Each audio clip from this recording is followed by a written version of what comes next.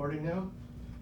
So just as a formality, can you tell me your name and what you're from, your school site? Just talk to me. Okay, so my name is Helena Yoon Fontamillas, principal at Los Angeles High School in LAUSD. It's the oldest high school in all of Southern California. So. Awesome, perfect. And I don't want to be rude, but if you see my eyes shifting, it's because I'm checking stuff on the computer and I'm checking my camera. The video, okay, so I'm no not problem. trying to ignore your. Right, no, I won't take it personally. Okay. This be like, Okay. What? He asked me questions. Alright, so first question, and you'll have time. Yeah. What knowledge and/or skills from your experience with us stands out as something important to you? So when you're ready to answer, just kind of answer in a complete sentence. The thing that stands out the most to me. Okay. Yeah. So you can take some time to think about it. What knowledge or skills from us, from your experience with us, stands out as important to you? So one of the skills, knowledge, training that we've received from Ms. Lee Grant is the idea between adaptive and technical challenge. I think what we do day in, day out in our work, leading schools, working with teachers, working with parents, working with different stakeholder groups, what are we dealing with? Adaptive challenges, those are challenges that are not easy to solve, that leading instruction or supervising instruction, leading school requires relationships, human relationships, and that it's a process. So learning that, you can't just solve everything in a technical manner, that there's an answer to everything, well, then, those problems would have been solved. So those adaptive challenges that require you to delve into how you work with people, human beings, how you build communities, build relationships, that's been the most sort of eye-opening, profound, good reminder, oh yeah, that's right, get back to the human relationships and digging into what are the value systems that come with it and why do we have such conflicts when we're all in it for the same reason, to increase achievement and to work with students. So. Oh, okay, that's good. So number two is kind of this, you kind of already answered it. What about that stands out? Is there something you want to add, or do you think, because I think you answered I think it was pretty comprehensive, yeah, right? So. Okay, so number three. Think about the workshops you attended with this grant, like with us. But actually, I do want to add something with the adaptive and the technical, challenges, and about just organizations and how it functions and why, dysfunction. It's not always the other people, that you actually contribute to the dysfunction. So what is it that I am doing that's also perpetuating or enabling problems?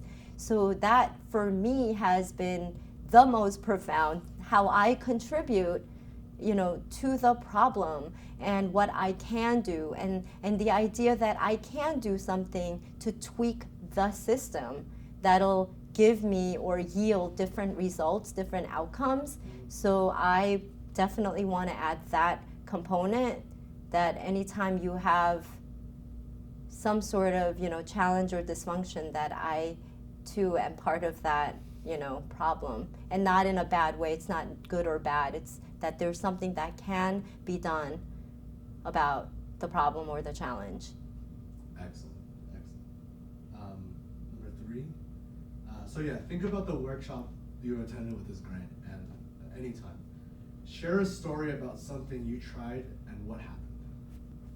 Okay, so one of the things I tried and we're actually still utilizing, which is the consultancy protocol, where in a group you talk about the problem, right? So you follow a protocol. The person, the speaker, identifies a problem and presents it to a group, and then the person turns around and the group discusses and comes up with a list of questions, wonderings, and then brings the person back in. So it's that consultancy protocol, and we're actually using it in different departments. So that's something that I experienced with the, ISLE grant, school leaders, and then now I have teachers using that in their departments or in our ILT.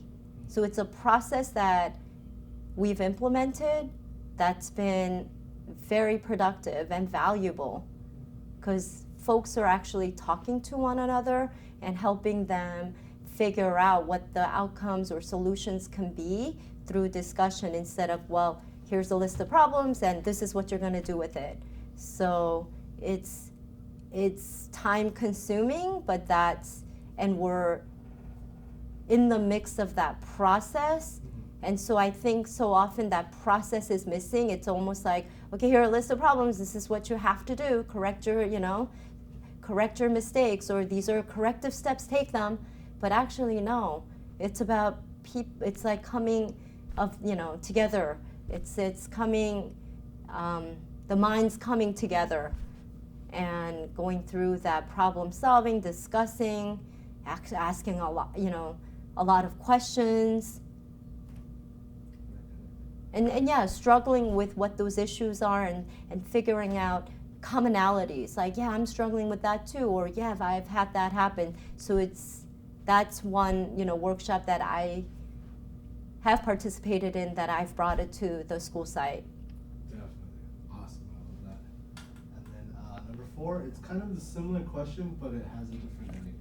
What have you learned from us in this program, like in workshops or anything at all, that's interesting to you, but you haven't tried yet? Okay, that's interesting to me that I have not tried. Yeah. Sure, there are lots, but I feel like I've been pretty good on the whole, trying out different things, because that's sort of where I am. I want to try everything and anything to see what results it would yield. So, I mean, I think I want to get better at being, using the whole third point. I need to learn to slow down and use third point, or, when I'm having meetings or my group meetings, team meetings, ILT meetings, to just be more conscientious about using it more often. And then the last question is a follow-up to that. Is there some reasons you haven't tried that yet?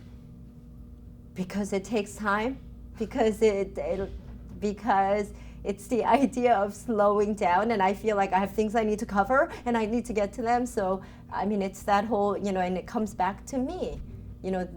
I have to be very intentional and conscientious about my choice and my actions to, slow down. Use these third points, get the chart paper ready, write it down on the whiteboard, and help facilitate the meeting, using that third point.